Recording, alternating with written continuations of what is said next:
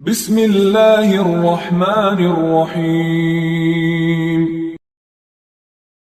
ابو زناد نے بیان کیا ان سے اعرج نے اور ان سے ابو ہریرہ رضی اللہ عنہ نے کہ رسول اللہ صلی اللہ علیہ وسلم نے فرمایا کہ ایک شخص نے بنی اسرائیل میں سے کہا کہ مجھے ضرور صدقہ آج رات دینا ہے، چنانچہ وہ اپنا صدقہ لے کر نکلا اور ناواقفی سے ایک چور کے ہاتھ میں رکھ دیا۔ صبح ہوئی تو لوگوں نے کہنا شروع کیا کہ آج رات کسی نے چور کو صدقہ دے دیا۔ اس شخص نے کہا کہ اے اللہ، تمام تعریف تیرے ہی لیے ہے، آج رات میں پھر ضرور صدقہ کروں گا۔ چنانچہ وہ دوبارہ صدقہ لے کر نکلا اور اس مرتبہ ایک فاحشہ کے ہاتھ میں دے آیا۔ جب صبح ہوئی تو پھر لوگوں میں چرچا ہوا کہ آج رات کسی نے فاحشہ عورت کو صدقہ دے دیا۔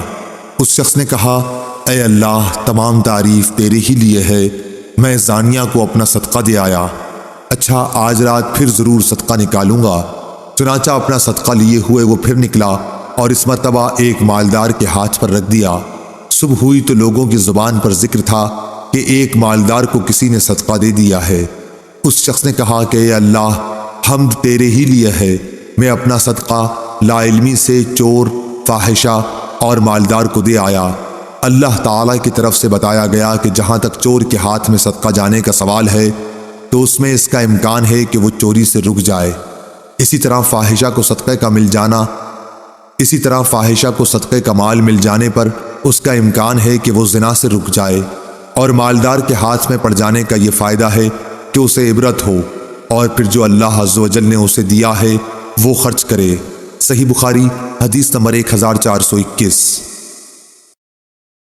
معان بن یزید نے بیان کیا، انہوں نے کہا کہ میں نے اور میرے والد اور دادا اخفش بن حبیب نے رسول اللہ صلی اللہ علیہ وسلم کے ہاتھ پر بیعت کی تھی۔ آپ نے میری منگنی بھی کرائی اور آپ ہی نے نکاح بھی پڑھایا تھا، اور میں آپ کی خدمت میں ایک مقدمہ لے کر حاضر ہوا تھا، وہ یہ کہ میرے والد یزید نے کچھ دینار خیرات کی نیت سے نکالے اور ان کو انہوں نے مسجد میں ایک شخص کے پاس رکھ دیا۔ میں گیا اور میں نے ان کو اس سے لے لیا۔ پھر جب میں انہیں لے کر والد صاحب کے پاس آیا تو انہوں نے فرمایا کہ قسم اللہ کی، میرا ارادہ تجھے دینے کا نہیں تھا۔ یہی مقدمہ میں رسول اللہ صلی اللہ علیہ وسلم کی خدمت میں لے کر حاضر ہوا، اور آپ نے یہ فیصلہ دیا کہ دیکھو یزید، جو تم نے نیت کی تھی اس کا ثواب تمہیں مل گیا، اور معان جو تو نے لے لیا وہ اب تیرا ہو گیا۔ صحیح بخاری حدیث نمبر 1422۔ خبیب بن عبد الرحمن نے حفص بن عاصم سے بیان کیا، ان سے ابو ہریرہ رضی اللہ عنہ نے کہ نبی کریم صلی اللہ علیہ وسلم نے فرمایا 7 قسم کے آدمیوں کو اللہ تعالیٰ اپنے عرش کے سائے میں رکھے گا جس دن اس کے سوا اور کوئی سایہ نہ ہوگا۔ انصاف کرنے والا حاکم، وہ نوجوان جو اللہ تعالیٰ کی عبادت میں جوان ہوا ہو، وہ شخص جس کا دل ہر وقت مسجد میں لگا رہے، 2 ایسے شخص جو اللہ کے لیے محبت رکھتے ہوں، اسی پر وہ جمع ہوئے اور اسی پر جدا ہوئے۔ ایسا شخص جسے کسی خوبصورت اور عزت دار عورت نے بلایا لیکن اس نے یہ جواب دیا کہ میں اللہ سے ڈرتا ہوں۔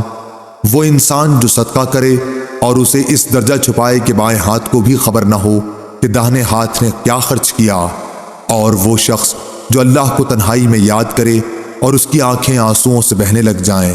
صحیح بخاری حدیث نمبر 1423۔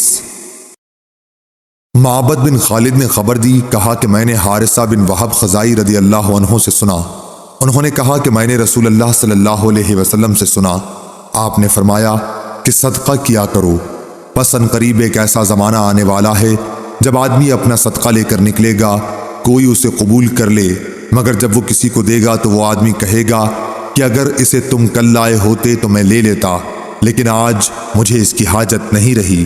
صحیح بخاری حدیث نمبر 1424۔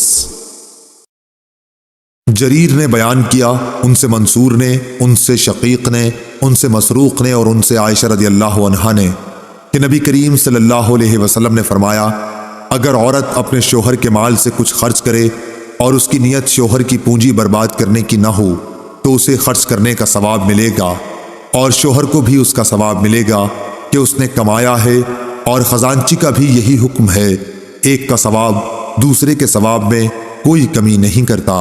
صحیح بخاری حدیث نمبر 1425۔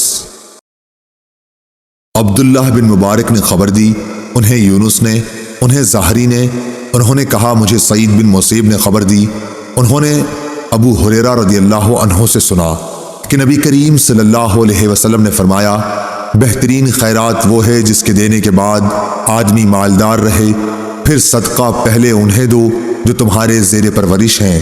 صحیح بخاری حدیث نمبر 1426۔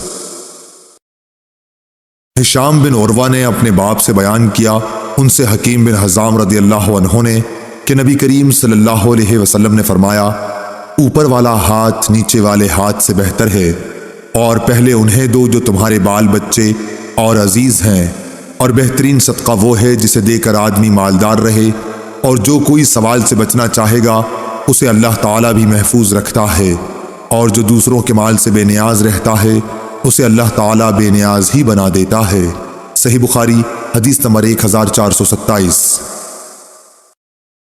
وہیب نے بیان کیا کہ ہم سے ہشام نے اپنے والد سے بیان کیا، ان سے ابو ہریرہ رضی اللہ عنہ نے، اور ان سے نبی کریم صلی اللہ علیہ وسلم نے ایسا ہی بیان فرمایا۔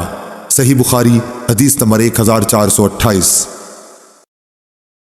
حماد بن زید نے بیان کیا، ان سے ایوب نے، ان سے نافع نے، اور ان سے ابن عمر رضی اللہ عنہ نے کہ میں نے نبی کریم صلی اللہ علیہ وسلم سے سنا۔ دوسری سند۔ اور ہم سے عبداللہ بن مسلمہ نے بیان کیا، ان سے مالک نے، ان سے نافع نے، اور ان سے عبداللہ بن عمر رضی اللہ عنہ نے کہ رسول اللہ صلی اللہ علیہ وسلم نے فرمایا جبکہ آپ منبر پر تشریف رکھتے تھے آپ نے صدقہ اور کسی کے سامنے ہاتھ نہ پھیلانے کا اور دوسروں سے مانگنے کا ذکر فرمایا، اور فرمایا کہ اوپر والا ہاتھ نیچے والے ہاتھ سے بہتر ہے، اوپر کا ہاتھ خرچ کرنے والے کا ہے اور نیچے کا ہاتھ مانگنے والے کا۔ صحیح بخاری حدیث نمبر 1429۔